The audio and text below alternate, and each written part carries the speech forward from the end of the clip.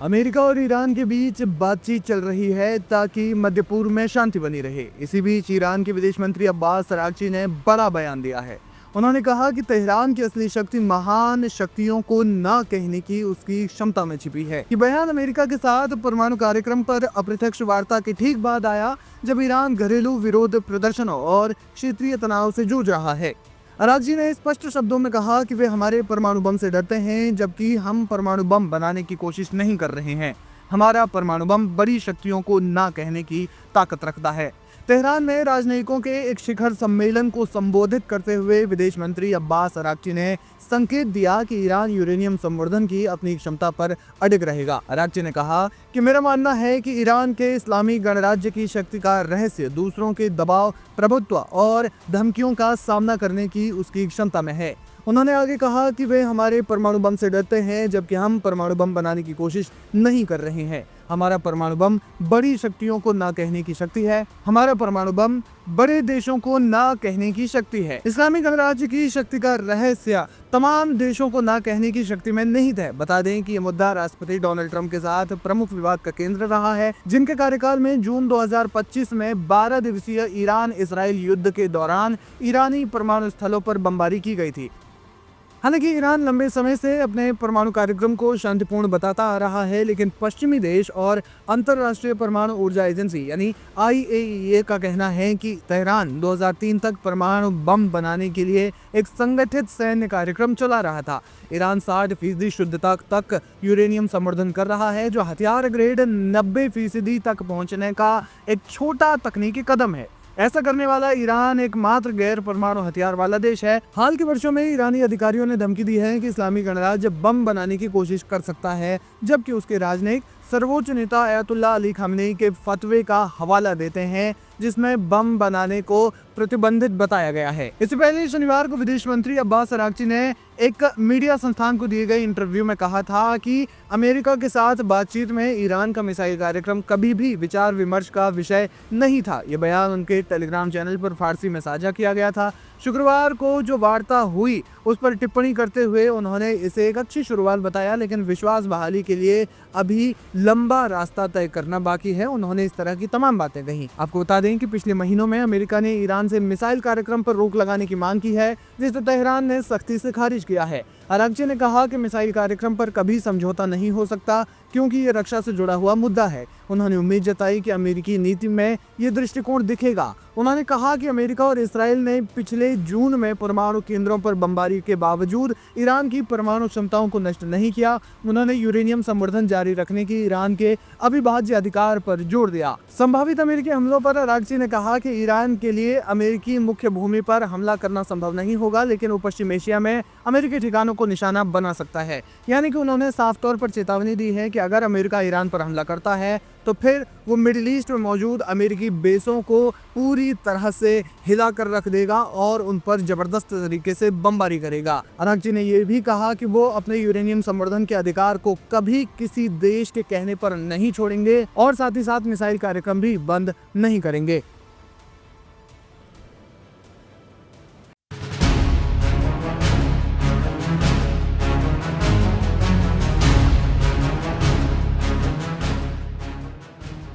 Iran के परमाणु कार्यक्रम को लेकर अमेरिका और ईरान के बीच ओमान की राजधानी मस्कट में अप्रत्यक्ष बातचीत खत्म होने के कुछ ही पलों बाद अमेरिका ने ईरान के खिलाफ नए तेल प्रतिबंधों का ऐलान कर दिया है। इन प्रतिबंधों का मकसद ईरान के तेल निर्यात को और सीमित करना बताया गया है। तेहरान इस कदम से सख्ते में है। अमेरिकी विदेश मंत्रालय ने साफ साफ कहा है कि ईरान तेल से होने वाली कमाई का इस्तेमाल दुनिया के अलग अलग हिस्सों में अस्थिरता फैलाने और अपने देश के अंदर दमन बढ़ाने में करता है। अमेरिकी विदेश मंत्रालय के प्रवक्ता टॉमी पिगॉट ने कहा कि राष्ट्रपति डोनाल्ड ट्रंप ईरान के अवैध तेल और पेट्रोकेमिकल निर्यात को रोकने के लिए अपनी अधिकतम दबाव की नीति पर पूरी तरह से कायम है। अमेरिका ने जिन 14 जहाजों को निशाना बनाया है उन पर ईरानी तेल ढोने का आरोप है। इनमें तुर्की, भारत और संयुक्त अरब अमीरात के झंडे वाले जहाज भी शामिल बताए गए हैं। इसके अलावा अमेरिका ने 15 कंपनियों और 2 व्यक्तियों पर भी पूरी तरह से प्रतिबंध लगाने की घोषणा कर दी है। इन जहाजों और संस्थाओं से जुड़ा कोई भी लेन देन अब अमेरिकी दायरे में अवैध माना जाएगा। अमेरिका पहले भी ईरान पर इस तरह के प्रतिबंध लगाता रहा है। डोनाल्ड ट्रंप के पहले कार्यकाल से ही वॉशिंगटन की नीति रही है कि दुनिया का कोई भी देश ईरान से तेल न खरीदे। इन प्रतिबंधों का उद्देश्य ईरान की अर्थव्यवस्था पर दबाव बनाकर उसे अपने परमाणु कार्यक्रम और क्षेत्रीय गतिविधियों पर रुख बदलने के लिए मजबूर करना भी है। दिलचस्प बात तो यह है कि प्रतिबंधों की घोषणा ऐसे समय में हुई है जब ईरान के विदेश मंत्री अब्बास अरागची ने कहा कि ओमान में अमेरिका के वरिष्ठ प्रतिनिधियों के साथ परमाणु कार्यक्रम पर हुई अप्रत्यक्ष बातचीत का माहौल सकारात्मक रहा है। हालांकि अमेरिका ने बातचीत के बावजूद दबाव की नीति में कोई भी ढील अभी तक तो नहीं दी है। दोनों पक्षों के बीच ओमान की मध्यस्थता में यह बातचीत ऐसे समय में हुई है जब ईरान में हाल के सालों की सबसे बड़ी जन आंदोलन जैसी घटनाओं को सरकार ने बलपूर्वक दबाया है। इसके अलावा अमेरिका ने ईरान के तटों के पास अपनी सैन्य मौजूदगी बढ़ा रखी है और राष्ट्रपति डोनाल्ड ट्रंप ने ईरान के खिलाफ बल प्रयोग की चेतावनी भी दी है। वहीं विश्लेषकों का मानना है कि अमेरिका की यह रणनीति साफ संकेत देती है कि वह एक तरफ कूटनीतिक बातचीत जारी रखना चाहता है और दूसरी तरफ आर्थिक और सैन्य दबाव के जरिए ईरान को झुकाने की कोशिश भी कर रहा है। और ये सब कुछ साफ साफ दिखाई भी दे रहा है। जिस तरीके से बातचीत के बीच अमेरिका ने यह बड़ा कदम उठाया है वो कहीं ना कहीं ईरान के लिए एक बड़ा झटका भी है।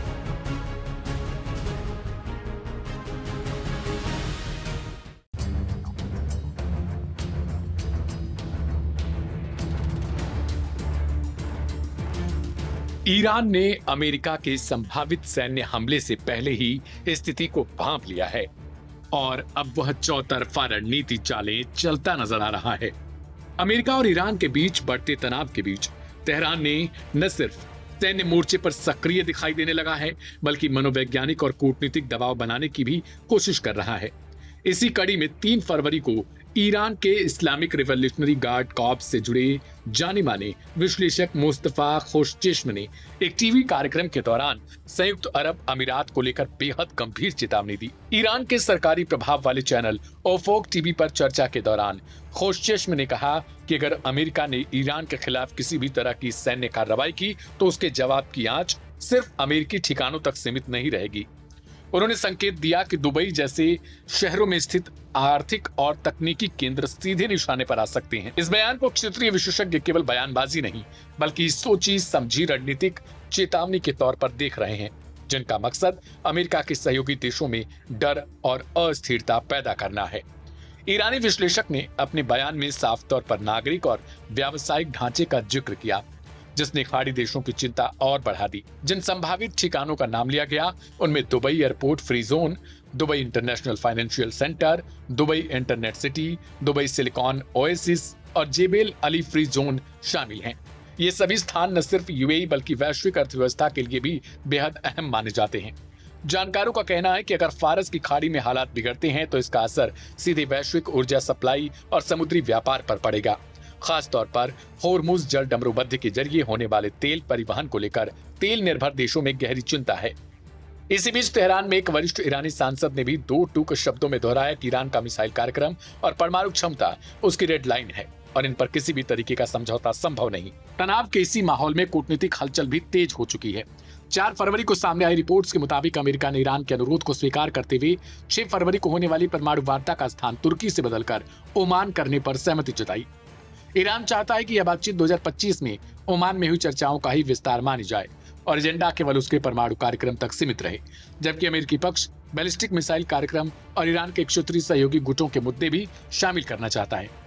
इसी बीच हालात तब और बिगड़ जाते हैं जब 3 फरवरी को अमेरिकी सेना ने बताया कि अरब सागर में तैनात USS Abraham Lincoln carrier strike group के पास एक ईरानी निर्मित शाहिद ड्रोन खतरनाक तरीके से उड़ता हुआ पहुंच गया, जिसे आत्मरक्षा में अमेरिकी F-35C फाइटर जेट ने मार गिराया। इसके अलावा होर्मुज जल डमरूबंध में ईरानी रिवॉल्यूशनरी गार्ड की नौकाओं ने एक अमेरिकी झंडे वाले तेल टैंकर को परेशान किया, जिसके बाद अमेरिकी नौसेना को सुरक्षा देनी पड़ी थी। इन घटनाओं ने साफ संकेत दिया है कि मध्य पूर्व इस वक्त बेहद संवेदनशील दौर से गुजर रहा है और अगर हालात काबू से बाहर हो गए तो यह टकराव पूरे क्षेत्र और दुनिया की अर्थव्यवस्था पर गहरा असर भी डाल सकता है।